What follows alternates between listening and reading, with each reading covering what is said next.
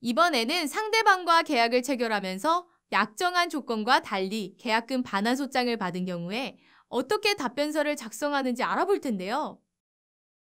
영상을 끝까지 시청하시면 답변서를 작성할 때 알아야 할 관련 규정은 무엇이 있는지 알아보고 사례를 통하여 어떠한 방법으로 답변할 수 있는지, 답변서는 구체적으로 어떻게 기재하는지, 원고의 청구가 부당하다는 것은 어떻게 증명할 수 있는지 확인하여 답변서를 작성할 수 있습니다. 그리고 샘플과 함께 영상을 시청하시면 내용들을 더욱 쉽게 이해할 수 있습니다.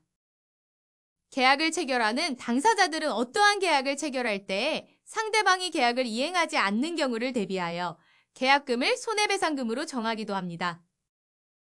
이렇게 계약금을 손해배상금으로 정하는 이유는 갑자기 어느 한쪽이 계약을 취소해버리면 그동안 투자한 시간과 비용에 대한 손해가 발생하기 때문인데요. 만일 상대방이 일방적으로 계약을 취소해놓고 계약금을 돌려달라는 소송까지 제기하였다면 상대방이 계약을 이행하지 않아서 발생한 손해를 구체적으로 명시하여 답변서를 작성해야 합니다. 그럼 이번 영상을 통하여 계약금 반환 소장을 받은 경우에 어떻게 답변해야 하는지 알아보겠습니다.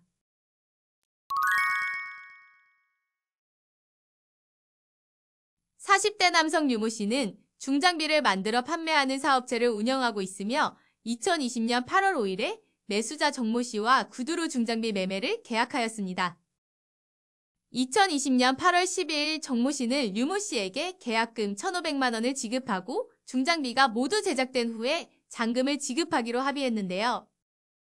하지만 같은 해 8월 19일 정모 씨는 일방적으로 매매 계약을 철회하고 싶다고 의사를 밝혔고 유모 씨 측에서는 이미 중장비를 제작하고 있었기 때문에 중간에 계약을 철회한다면 큰 손실이 생기는 상황이었습니다. 무책임한 정모 씨의 태도에 화가 날 유모 씨는 지금은 계약을 파기할 수 없고 잔금을 지급하고 계약을 이행하라고 이야기하였습니다.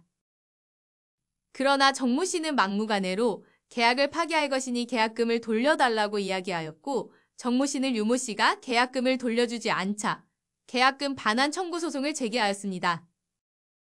소장을 받은 유모 씨는 계약금을 손해배상 예정액으로 약정하였다고 답변서를 작성하려고 합니다.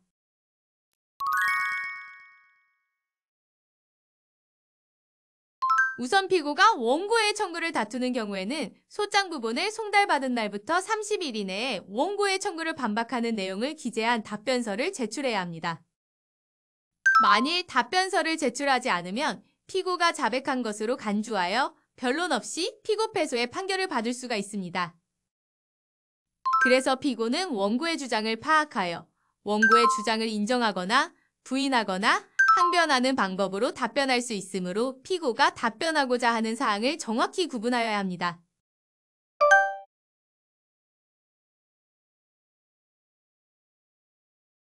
그리고 부인하는 사실이나 항변에 대해서는 그 이유가 무엇인지 증거자료를 통하여 구체적으로 반박하여 입증하여야 합니다.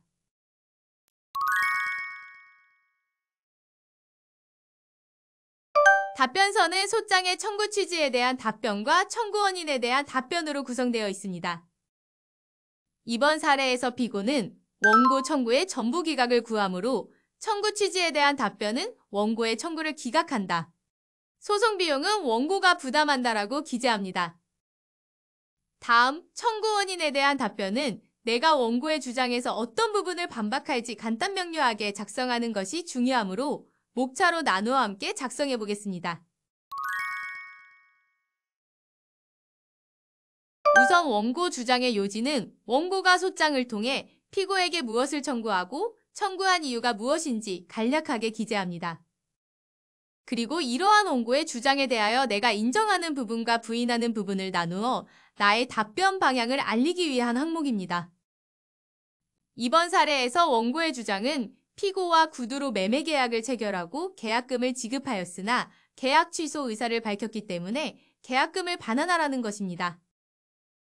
그러나 피고는 계약을 해지할 경우에 계약금을 손해배상액으로 약정하였기 때문에 원고에게 계약금을 교부받은 사실과 이후 원고가 계약을 취소한 사실만 인정하고 나머지 주장은 전부 부인하였습니다. 원고의 주장을 반박하는 항목에서는 원고와 피고의 관계를 설명하고 원고의 청구가 어떠한 사유로 부당한지 기재하였습니다. 가장 먼저 사건의 배경을 파악하기 위한 원고와 피고와의 관계에서는 원고는 피고에게 중장비를 구매하려고 계약한 자이고 피고는 중장비를 제조 생산하는 자임을 기재하였습니다. 다음 사건의 발생 경위는 원고의 주장들이 어떠한 이유로 사실과 다르고 부당한지를 확인하는 항목입니다.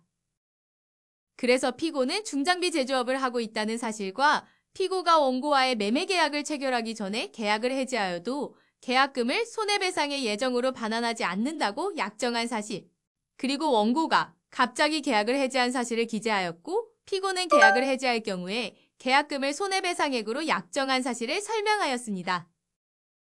이러한 상황에서 우리 민법에는 손해배상액이 부당하게 과도하다면 법원이 적당히 감액할 수 있다고 규정하고 있는데요. 그러나 피고는 이미 원고가 지급한 계약금 이상을 부품 구매 비용으로 지출하였기 때문에 피고가 실제로 입은 손해와 계약금이 크게 차이가 나지 않습니다. 그러므로 우리 대법원 판례를 덧붙여 손해배상의 예정액이 전혀 부당하지 않음을 주장하였습니다. 그러므로 소결론은 피고는 원고와 매매 계약을 체결하며 계약금 상당액을 손해배상으로 약정한 뒤에 원고의 계약 해지에 따른 손해배상액을 피고가 취득하는 것은 정당하다고 주장하였습니다. 마지막으로 결론은 위에서 작성한 청구 원인에 대한 답변 내용에 따라 원고의 청구를 기각하여 달라고 기재하여 답변서를 완성합니다. 입증 방법이란 나의 주장을 입증할 수 있는 증거를 말하며 청구 원인에 대한 답변에서 함께 기재해 주었던 증거들을 순서대로 제출합니다. 그리고 모두 작성한 답변서는 사건이 진행 중인 법원에 제출합니다.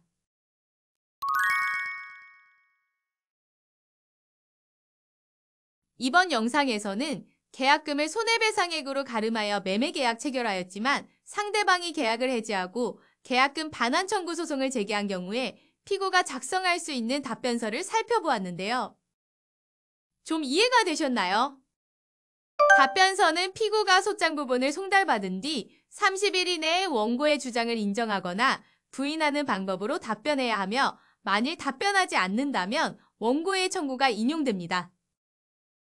그래서 이번 사례에서 피고는 계약금을 손해배상의 예정액으로 약정하였기 때문에 계약금을 반환하라는 원고의 주장이 부당하다고 답변했습니다.